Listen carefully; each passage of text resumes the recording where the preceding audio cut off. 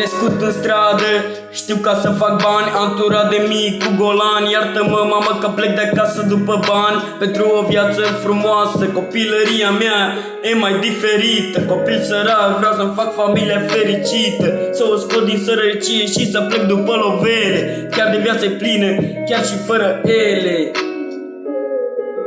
Viața m-a învățat multe, să fiu atent la golan și curve, să fiu atent mereu în jurul meu, că fratele poate să-ți facă rău. Viața m-a învățat multe, să fiu atent la golan și curve, să fiu atent mereu în jurul meu, că fratele poate să-ți facă rău. Bag rap lecții despre viață și uneori mă prinde câte o dimineață, nedormită cu microfonul în mână, să scuip realitatea în lumea asta nebună.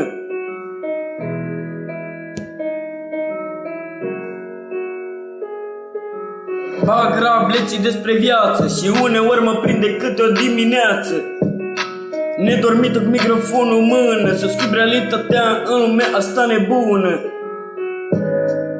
Crescut în stradă, știu ca să fac bani, anturat de mic cu golan. Iartă-mă, mamă, că plec de acasă după bani, pentru o viață frumoasă. Copilăria mea e mai diferită, copil sărac, vreau să-mi fac familia fericită, să o scot din sărăcie și să plec după lovele. Chiar de viață plină, chiar și fără ele. Viața m-a învățat mult, să fiu atent la golan și curve, să fiu atent mereu în jurul meu, că fratele poate să-ți facă rău.